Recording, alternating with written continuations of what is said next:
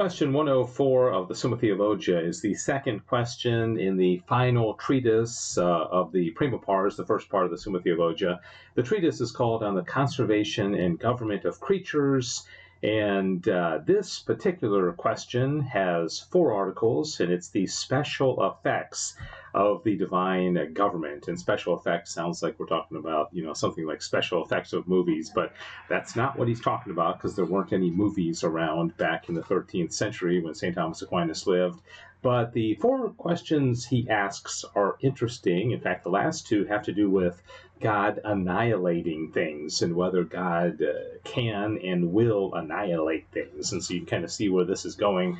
Article 1 says whether creatures need to be kept in being by God.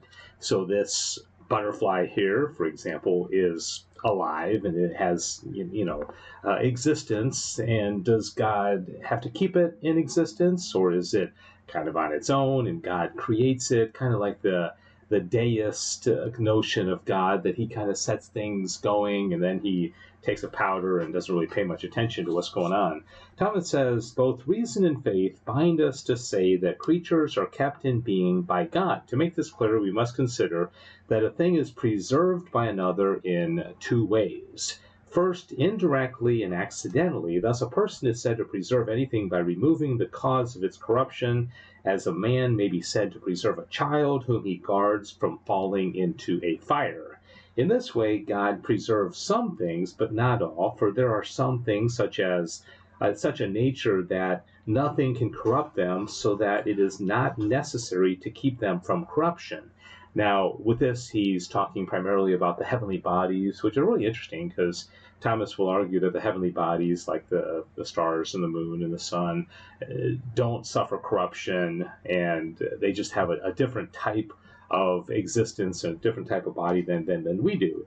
Secondly, a thing is said to preserve another per se and directly, namely when what is preserved depends on the preserver in such a way that it cannot exist without it. In this manner, all creatures need to be preserved by God, for the being of every creature depends on God, so that not for a moment could it subsist, but would fall into nothingness were it not kept into being by the operation of the divine power, as Gregory says. So this butterfly, you and I, every creature in the world, needs God to constantly be holding us in existence in order for us to continue to exist. And this is actually kind of a long corpus, but I want to read the last paragraph here. Now, every creature may be compared to God as the air is to the sun which enlightens it, for the sun possesses light by its nature, and as the air is enlightened by sharing the sun's nature, so God alone is being in virtue of his own essence, since his essence is his existence. And that goes all the way back to, what would that have been? Question 3 of the Summa, when we talked about simplicity. Remember that? Way back, a long time ago. Whereas every creature has being by participation, so that its essence is not its existence. Therefore, as Augustine says, if the ruling power of God were withdrawn from his creatures, their nature would at once cease, and all nature would collapse. So God has to hold everything in existence at every single moment. Okay, whether God preserves every creature immediately. Now, what he's doing is he's pinpointing, immediately, like every single second of every moment. I think that's what he's getting at. Oh, and also he's talking about, does he keep them in existence through secondary causes, like other things keep things in existence, but God's just kind of at the top of the pecking order? He says, for when we have a series of causes depending on one another, it necessarily follows that while the effect depends first and principally on the first cause, it also depends on in a secondary way on all the middle causes. Therefore, the first cause is the principal cause of the preservation of the effect, which is to be referred to the middle causes in a secondary way. And then he says, for this reason, even in things corporeal, the preservation and continuation of things is ascribed to the highest causes. So God does make use of secondary causes, and so he's created a world where there's a lot of things, a lot of moving parts, so to speak, and some things are held in existence by secondary causes, but ultimately you've got to go back to that original first cause, which we learned in the second proof of the existence of God, which is holding all things in existence. Article 3, whether God can annihilate anything. Annihilate just means taken out of existence, right? Some have held that God, in giving existence to creatures, acted from natural necessity. Were this true, God could not annihilate anything, since his nature cannot change.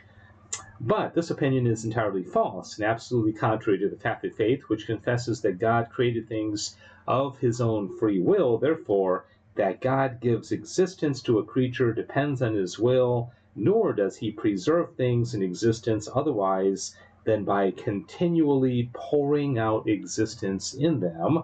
As we have said, therefore, just as before things existed, God was free not to give them existence and not to make them, so after they are made, he is free to not continue their existence, and thus they would cease to exist, and this would be to annihilate them. So he's saying here in Article 3, God can annihilate, God can pull himself back from things, and therefore they would just cease to be.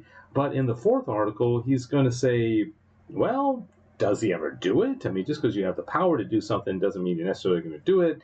I love this picture here because it shows a guy, almost kind of mischievously, wanting to annihilate something, which obviously is not going to be the case with God. Thomas says, some of those things which God does in creatures occurs in accordance with the natural course of things. Others happen miraculously and not in accordance with the natural order. So there's a natural order that God has placed, and then there are some times when things go above the natural order, and that would be the miraculous, right? Whatever God wills to do according to the natural order of things may be observed from their nature, but those things which occur miraculously are ordered for the manifestation of grace, the working of miracles. Now, the nature of creatures shows that none of them is annihilated, for either they are immaterial and therefore have no potentiality to non-existence, or they are material and then they continue to exist, at least in matter, which is incorruptible, since it is the subject of generation and corruption. Moreover, the annihilation of things does not pertain to the manifestation of grace, since rather the power and goodness of God are manifested by the preservation of things in existence. Wherefore, we must conclude by denying absolutely that anything at all will be annihilated. So God allows the natural order of things to, like a bird is born and then dies. It doesn't just disappear. You and I are born and then we die. We don't just get annihilated in the middle of something. So he's saying God has the power to do it, but in reality, he doesn't really take advantage of that power that he has to do it, because we don't really see things just being annihilated from existence, right?